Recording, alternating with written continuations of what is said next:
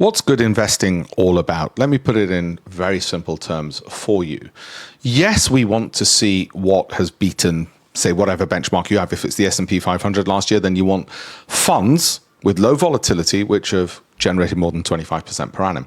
Yes, you want to at least have a target of doubling your money over 5 years. If there's a tailwind, it might happen in 3. If there's a headwind, like a bear market or a Donald Trump, it might take 5 years. Okay. But the past doesn't guarantee the future. And you also want to make sure you don't panic, because panic and boredom are the two biggest threats to a quality investment and holding it for the right amount of time. You want to make sure you don't panic when the markets fall. So you want to make sure that you've gone through to check on your filters that how did they do when the market fell? Did they fall less than it in, say, 2022? Now, this is where it gets tricky, and this is the important bit. You want to make sure the volatility is as low as possible. Now, let me explain.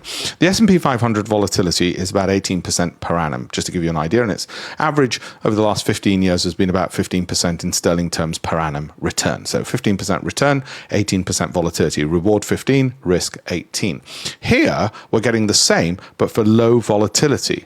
That's the goal. Okay, that's the engineering task. That is the Elon Musk of SpaceX rockets, sending them up there and being able to capture them. That's what we're after. Now, we're not guaranteed that in the future, but if we give it a long enough period of data, 5 years is pretty good, given that we've had 2 bear markets within that. Then we want the Sortino. Have they consistently had a good average return with low downside risk? When we look at those exchange-traded funds, and each of these can be in a SIP or an ISA, we look at those exchange-traded funds. That's our starting point to say to a client, right, what's your risk appetite? What's your persona? And do you want this low risk? Do you want those with a long enough period of time? Now, you can do that also with stocks, but you want to add a few more filters into stocks, and they tend to be a lot more volatile. So therefore, the more slightly higher risk end. But with exchange-traded funds, for the safer client, maybe somebody a bit older, looking at retiring, somebody who wants low risk, low volatility, or somebody who tried stocks and realized, hang on, that's a bit risky, not for me. Thank you.